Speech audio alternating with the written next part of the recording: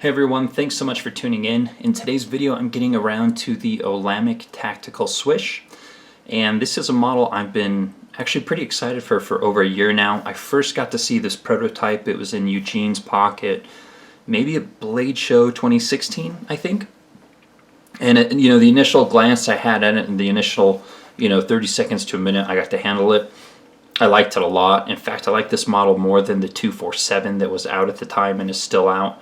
But having it in person here on loan for a little while, I actually like it even more. It does a lot of things incredibly well.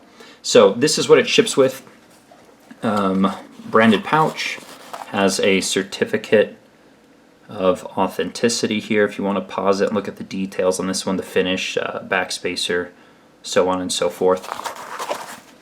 But we'll jump into the specs, overall impressions, and details just as always. So one thing that Eugene said is, when he's designing a knife, they will oftentimes, they'll think it's perfect, they'll think it's done, they'll carry it for a couple months, him and his dad or one of the guys at the shop, and then a couple months later they will absolutely hate it. And, I'm sure that's a lot harder to face or to deal with as the maker, the designer, if it's your baby, even more so than an enthusiast. But yeah, I've liked this one more in person than even the cursory glance at it. So without further ado, let's jump into the specs here. Blade length, I'm measuring it at about 3.7. The handle length is about 4.75. Overall, about 8.625, give or take. Blade thickness is a nice 0.12 inches thick, so even a little bit thinner than the para there. And then the blade grind here is a flat grind. So blade steel is Elmax on this one. I think most of them are Elmax. And what else? It does weigh in at 4.7 ounces. I think that's pretty much it. So ball bearings, I think there's ceramic on this one and a ceramic detent ball, stainless steel lock insert. This one's got a cool custom backspacer. And yeah, let's go through it then. Oh, actually, let's take a look at the thickness behind the edge real quick, because again, it's starting out with a pretty thin, blade stock anyway, and then it goes down to, let's try that again, right around 0.25. That's where I've got it at. So really, really nice and thin. I don't recall, I should memorize what the Para 2 comes in at, but ooh, 0.28. So it comes down to an even thinner edge than the Para 2. Well, I mean, at that thinness, I mean, they're pretty close, right? But I mean, we're talking kind of Para 2 slicing here. So anyways, overall impressions, really, really well done. A lot of thought and a lot of detail has gone into this knife. The ergonomics, the flipping action, the flipper tab, the thickness of the blade stock, the thinness at the edge, everything has been incredibly well done and well thought out. The only thing that I dislike is the pocket clip. It is inadequate for my jeans. But I mean, other than that, really, really well done. And there is a solution to the pocket clip issue. They will do custom clips, and so if the clip doesn't work for you, you can have them make a custom clip for it, and voila. Prices on these start around $465, I believe, for kind of the base one, and then they go up if you get into inlays in the handle, or the custom backspacer, or the custom kind of finish and anodizing and so forth. They have some with coated blades, so a lot of options on this knife. Part of the machining is done in Italy and then comes over to the shop, and apparently the rest is done in the shop there in California. So somewhere between production and custom, whatever you want to call it, you're welcome to. Alright, so let's take a look at this in detail. Let me clean off the blade here. Apparently I've got crap on it. And let's start out with the blade. So Elmax blade. Again, Elmax is an excellent steel when the heat treat is done right. And at the thickness and the total thickness and thinness behind the edge, this thing has sliced incredibly well. You've got an opening hole with a fuller tab that goes all the way through. And the various opening methods for this one are the flipper tab. You can use your thumb at the opening hole. Well, when I'm not behind a camera, I can. There we go. It's a lot easier than I'm making it look. You can use your middle finger. And you can use the opening hole or anywhere along this fuller tab. You can essentially, the fuller tab is very, not a fuller tab, what the hell am I saying? The blade fuller, or the blood groove or whatever, is very functional for all opening methods. So I'm just going to leave that in there. I'm not going to bother editing that out. Anyways, two-handed opening, one-handed opening, rocketing it open, or just slowly rolling it open. This knife seems to have a perfect balance between the detent strength and the position of the hole to the pivot. I mean, it opens really well in every single manner, so that's quite impressive. Another thing here is the flipper tab is so damn well done. It's rounded, but they added some jimping to the very front of it, so it's not sharp. It's very comfortable to flip. You can see that it's slightly ahead of the pivot, and it's done at not quite a 45, which I would prefer, but it is angled correctly, so really easy to flip, really comfortable to flip. The flipper tab is certainly one of the best that I've seen as of late. And then they did put a chamfer in here. Not that it needs it, because the edges are all relatively round. Actually, it does help. Not that it's sharp at all, but one of the things that I find kind of annoying is sometimes you have this, they'll go in and they'll chamfer kind of the back spacer here, or the spine of the knife, the handle, whatever, but they'll do it too short, and so it ends here, but your finger's all the way back here. It's kind of pointless. With this one, at least with the way I flip, which I stop, or my finger stops right at the end of the chamfered portion. So other companies should probably take note and test and evaluate. If I do flip it, where does my finger actually stop? But it's not sharp anywhere else.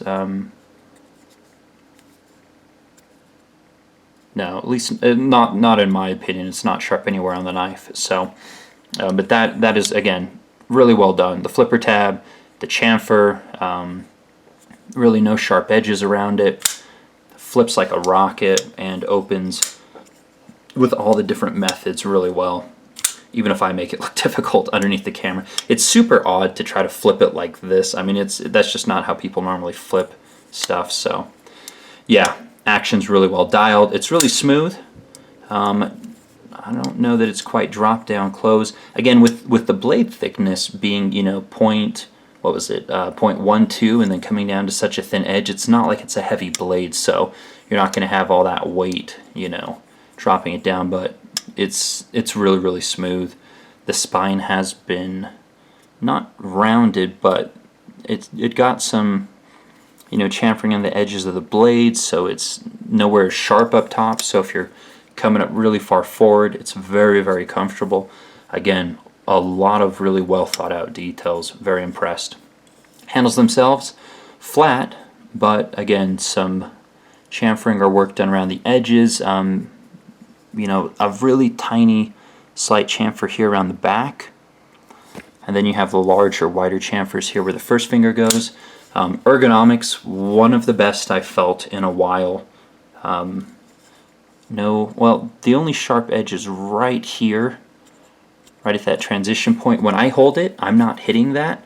Your hand size may vary, but I don't hit it. Again, you may or may not. But ergonomically, it's very comfortable. It fits the shape of the hand really well. I feel like I have a ton of control. The knife feels lightweight and balanced in hand. Seems like it might be a little bit butt heavy, but in the hand it definitely does not feel that way. So another thing they did really well, the chamfer that they did here for the lock bar, and then the texturing or the jimping they did on the lock bar, it's not sharp, but it gives you traction so that you don't slip, and that's really hard to strike that balance. So disengagement is very positive. it's effortless. You know, I mean, this is a knife, like if you're going to sit there and just open and close it for hours on end, this is one that will not rip up your fingers. And again, no one wants to admit they do it, but I'm sure many people's upset wives would beg to differ. So again, I mean, this is one of the details here that really impressed me the most, is how they were able to blend, you know, the jimping to being positive without being sharp and comfortable to disengage. Really well done. Handle overall is really well done. This backspacer is really cool. You know, you get a nice custom feature without having to break the bank. And centering is perfect. Lock up again with a stainless steel lock insert. I think, man, it's hard to see. It's pretty early. I want to say it's probably 20%. Very, very solid. Maybe the slightest bit of wiggle, but I haven't messed with the pivot. Anyways, well done. The only thing I don't like is the pocket clip. It is not, there's inadequate space for my jeans, the gap there. And, you know, they didn't even bend it down so that this touches. So it's just, there's not enough space. But again, they do make the custom pocket clips, which are like 3D sculpted clips for this knife. So I would definitely recommend that if you plan on carrying this with jeans predominantly, that you get one of those clips. If you're going to carry it in slacks or something, I'm sure it's fine as is. Or I mean, I don't know. I don't know what the thickness of your jean pockets is like. Maybe I should measure that at some point on my jeans as a point of reference. That might be useful. Although that's pretty OCD. That's pretty anal. Anyways, so that might be one consideration for you, is if you're primarily going to carry it in jeans, pocket clip might be too thin or inadequate gappage. Hopefully you get what I'm saying. So anyways, that's the only thing on the knife that I dislike. Everything else is really, really well done. Really impressed with this knife overall. Again, I like it better than the 247 stylistically. It just has great lines to it. Performs great ergonomics, great flipping, tons of opening methods.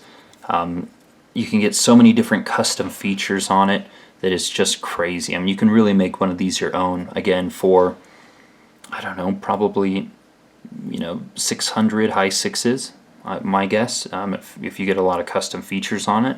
So, and that's not bad. Here's the pivot as well. I think it comes with a pivot tool. I don't recall. If you had a problem, you can always call Eugene directly, who is him and his father are the owners of Olamic Cutlery and Olamic Tactical. So if you did need any assistance or warranty work. And they also did something really interesting lately with the 247s.